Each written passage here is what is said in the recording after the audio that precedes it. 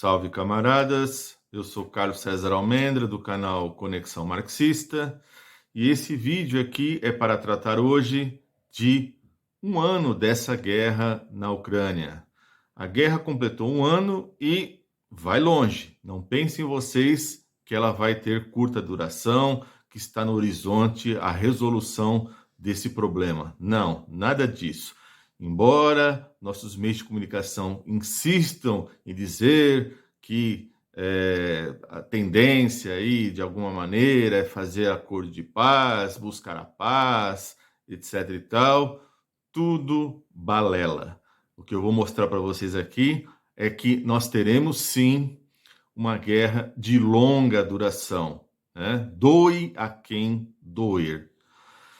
Então vejam só, em primeiro lugar, o que eu quero salientar aqui é que os nossos meios de comunicação estão totalmente influenciados, né? Os grandes meios de comunicação, né? As mídias sociais como um todo, portanto, seja TV, seja rádio, internet, todos eles estão influenciados sob a narrativa da OTAN, sob a narrativa dos Estados Unidos, do Pentágono e da Casa Branca, ok? Ou seja,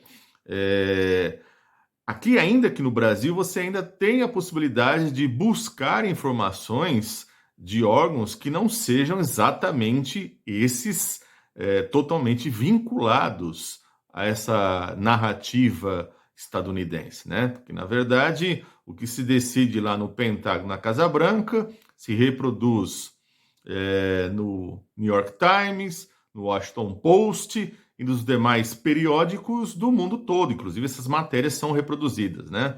E como diz aí o Pepe Escobar, né? Você tem aí, portanto, um jornal que é controlado pela CIA e o outro pelo Pentágono, né? Então, isso é feito, essas notícias se espalham, se reproduzem lá em Bruxelas, depois em Londres, Paris, Madrid, Lisboa, enfim, nos principais jornais de toda a Europa. Então, é essa narrativa que nós temos oficial.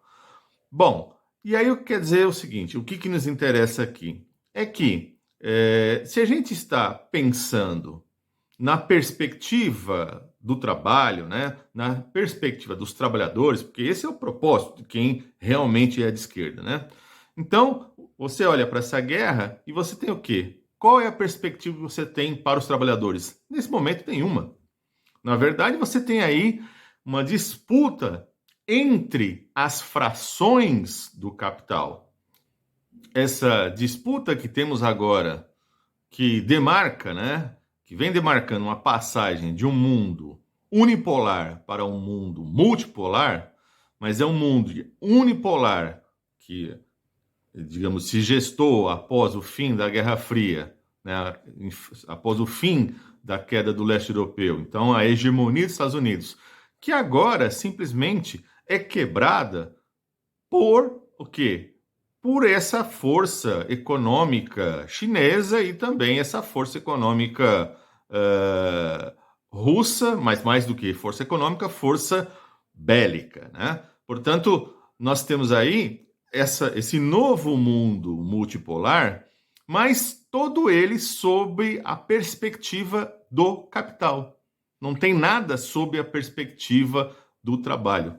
Se antes, ali no momento de Guerra Fria, você tinha o mundo dividido em dois, os dois chamados blocos, né? Na fala do filósofo José Chazin, dois subsistemas do capital, né? De um lado o capitalismo e de outro o capital coletivo não social, né? O capital atrófico, né? Que caiu por suas próprias pernas, né? O leste europeu implodiu, auto-implodiu, né? Então, o que acontece? Depois disso vem a hegemonia dos Estados Unidos, tranquila.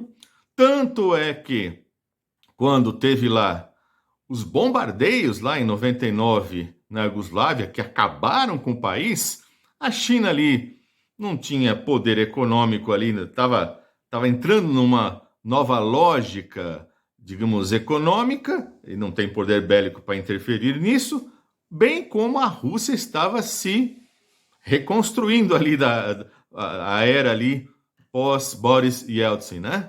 Então não podia fazer nada naquele momento. Agora a situação é diferente, muito diferente. Mas, para falar propriamente dita sobre a questão ucraniana, vamos colocar aqui as razões pelas quais foi aí começada essa guerra, né? Em primeiro lugar, é necessário deixar muito claro que pensar essa guerra começada em 2022, na verdade ela começou, digamos, os preâmbulos dela estão lá em 2014, né? Ou seja, quando você tem aí a derrubada do poder constituído para se colocar ali um poder visando a lógica capitalista estadunidense, né? E os governos subsequentes simplesmente entupiram de neonazistas, seja nos seus ministérios, seja inclusive nas forças armadas. Então, vejam só, de lá para cá, né? Claro, enquanto isso a própria Rússia anexou a Crimeia para si, mas de qualquer maneira você tinha um governo que sempre foi aliado à lógica russa, que agora começa a fazer governos pró-Ocidente, pró-OTAN, pró-União Europeia, né?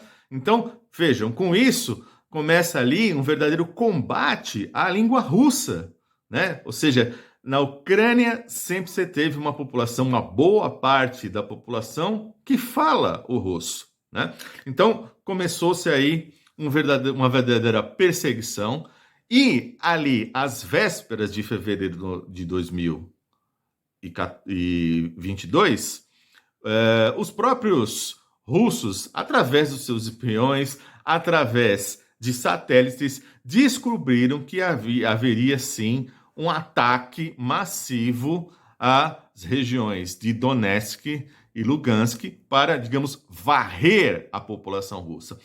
Eu quero colocar o seguinte: antes de 24 de fevereiro de 2022, o êxodo que ocorria naquela região era para a Rússia, tá? Ou seja, que se depois, quando começou a guerra, você viu aí o êxodo de todo o país indo para outros países se refugiando em função da guerra, bom, no momento pré-guerra era o contrário.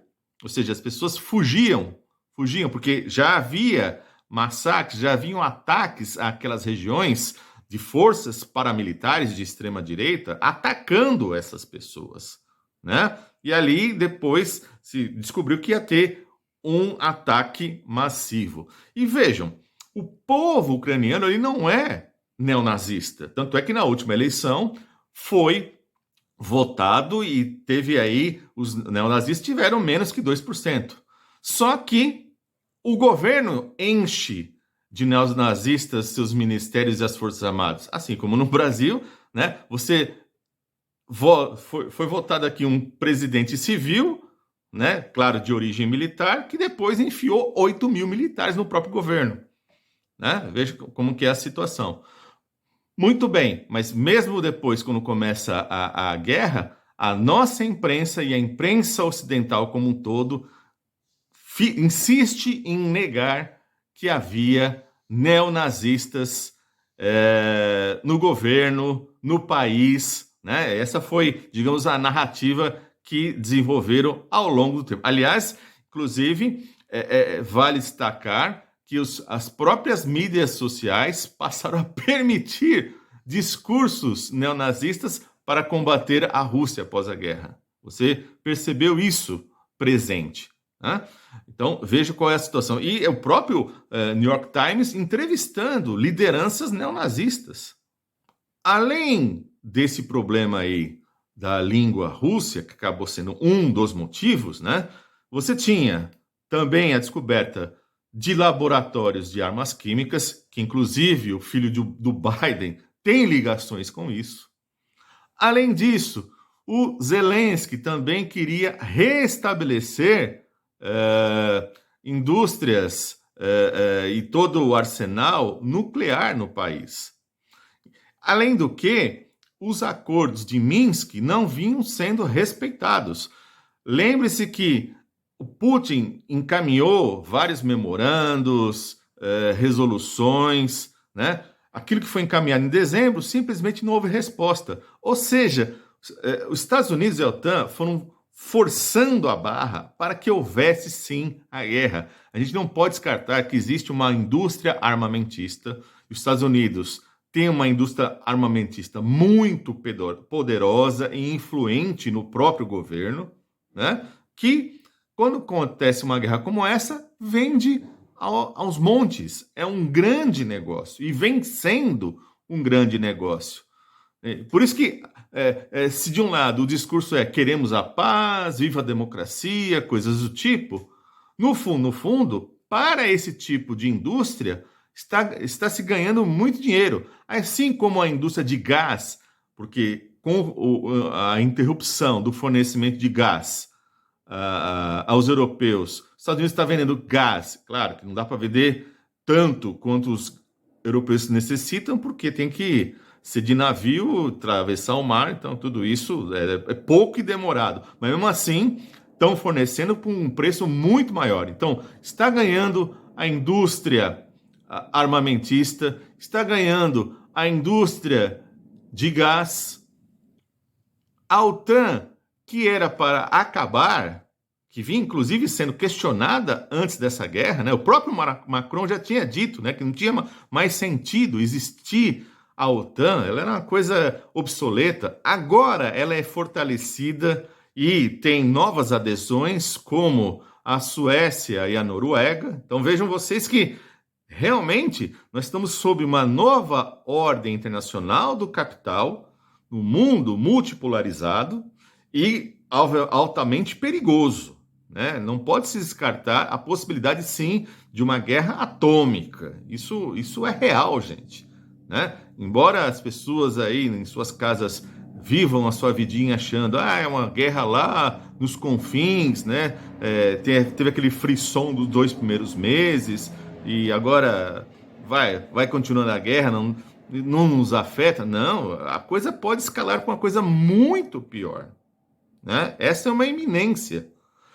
E vejam, é bom lembrar também que na Ucrânia a juventude ali, digamos, do 2014 para cá, foi sendo insuflada essa juventude por aquela minoria, né? Neonazista que ocupou o governo, que fez propaganda, né? Aquela ideia de que nós somos europeus, nós ucranianos somos europeus, os russos são asiáticos, nós ucranianos somos limpinhos, os russos são bêbados, né? Então vai se insuflando por muito tempo tudo isso, né? Coisas que não aconteciam há décadas anteriores. A mesma coisa foi feita nas repúblicas bálticas.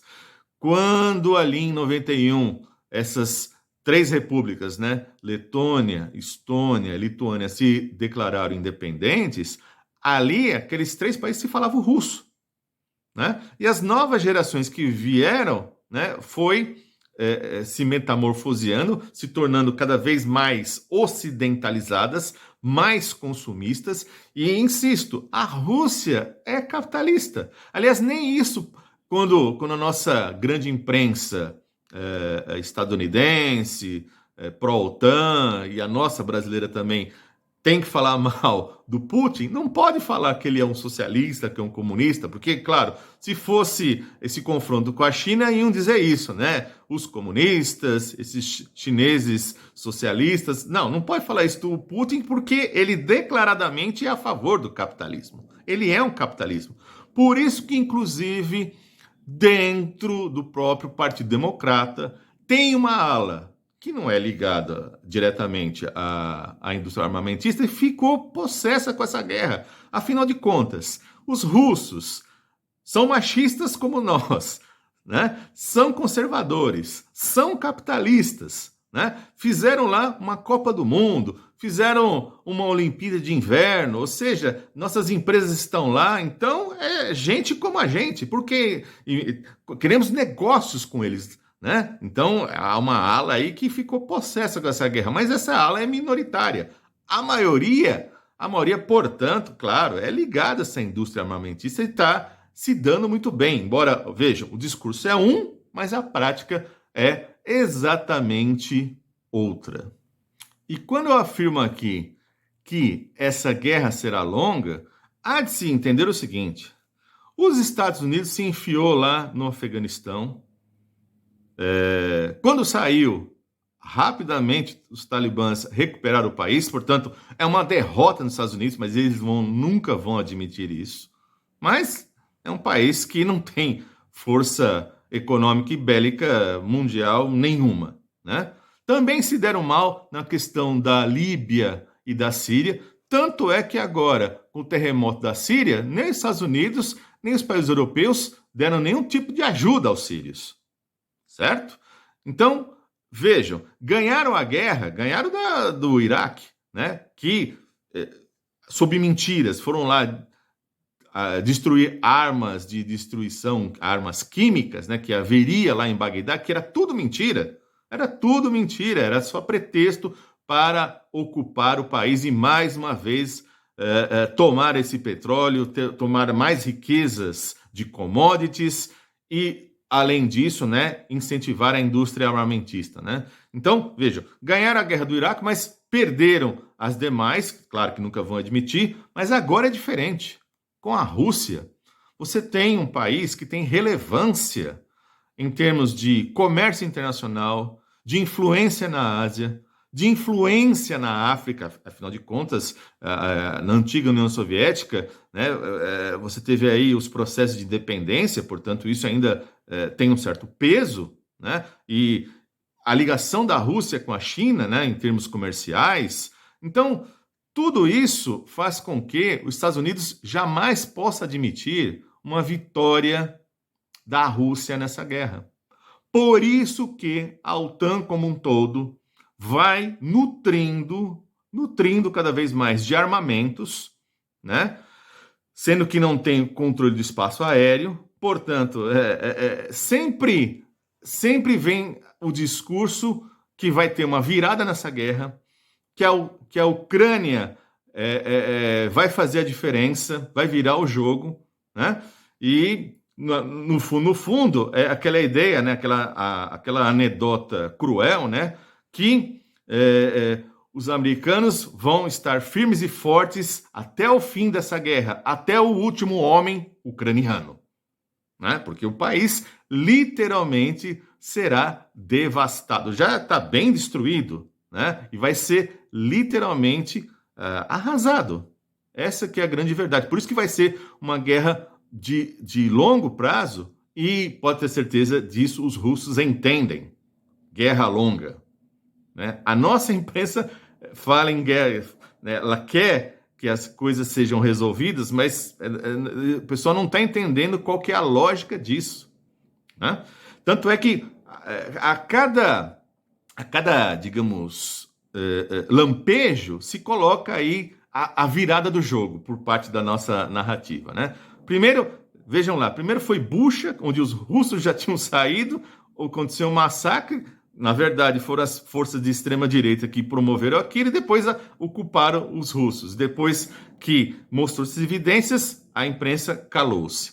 Depois foi na Polônia, quando caiu lá míssil lá na Polônia, não, agora atacou um membro da OTAN, vão para a guerra, né? Fizeram até a reunião às pressas do G20 ali, onde a pauta central dominante, de forma até deselegante, porque era a reunião lá na Indonésia, né? Era para condenar a Rússia. Depois mostrou-se que foi fogo amigo, foi entre eles próprios, né? O armamento era ucraniano, então tá tudo errado, né?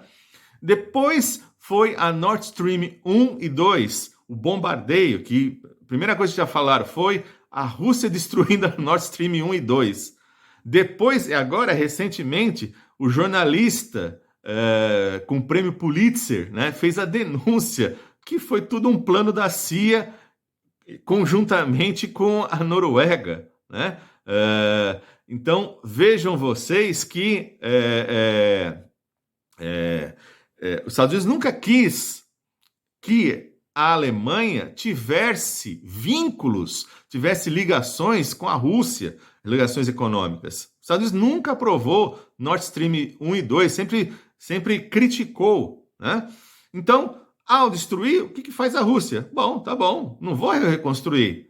Fecha a torneira e vão para o outro lado. Vão fornecer para a Turquia e para a Índia, né? E aí, obviamente, o que faz agora os europeus? Compram superfaturado da Índia, da Turquia, né? E seja lá quem for que compre, seja lá que país asiático que compre, né? Vão lá os europeus comprar superfaturado. Ou seja, os europeus são marionetes dos Estados Unidos, né? Embora eles se acham, né, o jardim do mundo, né? E lá é o jardim e o resto é só selva, na visão deles, né? Das suas lideranças políticas, né? E a arrogância do próprio europeu achando se vê como civilização, né? Aliás, quando começou a guerra, você via até aquele discurso de jornalistas altamente preconceituosos, né? Falando, olha, não é africano que está chegando agora, foragido, são os próprios europeus, como se africano não fosse gente. Sabe, tem todo um preconceito muito forte aí, né? Mas tem mais ainda. Quando os russos, claro, teve algumas batalhas que eles perderam, né? Ali na região noroeste, né? Perto de Donetsk, houve um recuo mesmo, porque perderam algumas batalhas, mas na região sudoeste foi um recuo estratégico para ficar do outro lado do rio Dnieper. Não adiantava nada, né? Os generais perceberam, o que adianta você ficar 20, 30 quilômetros do lado esquerdo da margem, porque se tiver um contra-ataque a gente se dá mal, então vamos ficar do lado de cá, né? Mas nossa imprensa coloca isso como se fosse os ucranianos estão fazendo uma virada de jogo incrível. E agora a novidade são os tanques que foram anunciados. Oficialmente foram anunciados entre 58 e 59 tanques, né? Vocês acham que sem artilharia aérea isso faz alguma diferença, os tais dos tanques Leopard? Né? Não faz diferença nenhuma. Que fosse 150, que fosse 200, não reverte a guerra, tá? Mas enquanto isso, portanto, a União Europeia, a OTAN, os Estados Unidos vão ficar aí o tempo todo fornecendo armamentos, né? Alimentando, claro, essa indústria bélica, fortalecendo a OTAN. Ao mesmo tempo, do outro lado, o Putin também exerce um controle, um poder muito grande, né? Ele tem 80% da população russa é a favor dessa guerra, 20% não é. E aqueles que, dentro da Rússia, não podem nem falar que é guerra.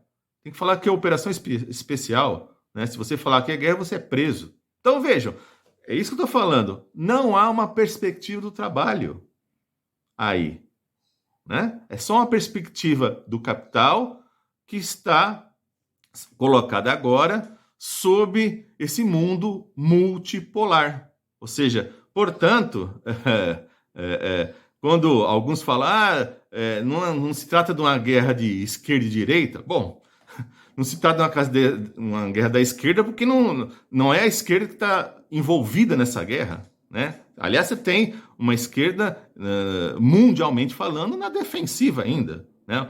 Steven Mesaros falava, né, que é necessário a ofensiva socialista. Só que o mundo atual está numa verdadeira defensiva em termos de perspectiva do trabalho, em termos de perspectiva dos trabalhadores. Portanto, temos aí pela frente muita coisa ainda vai rolar. Vejam vocês que o Biden teve uma reunião, agora foi lá em Kiev. Aí quando você olha lá a Globo News, o Guga Chakra fala, nossa, olha só que derrota para a Rússia, até o Biden foi visitar Kiev. Esquece de dizer que o Biden ligou, né? O governo dos Estados Unidos ligou para a Rússia para não jogar bomba lá em Kiev, porque eles iam estar lá. Essa que é a grande verdade. E mais, claro, pode ser que nos próximos meses, né, talvez quando chegar esses novos tanques aí, não sei, vamos aguardar, vamos ver, né?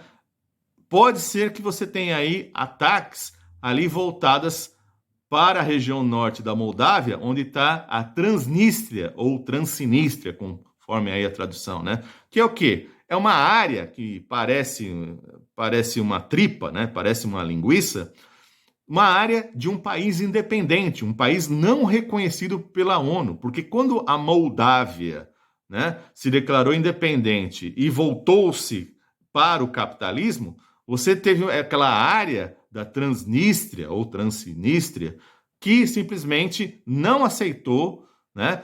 Portanto, separou-se. Tanto é que tem hoje um governo independente, moeda própria, né?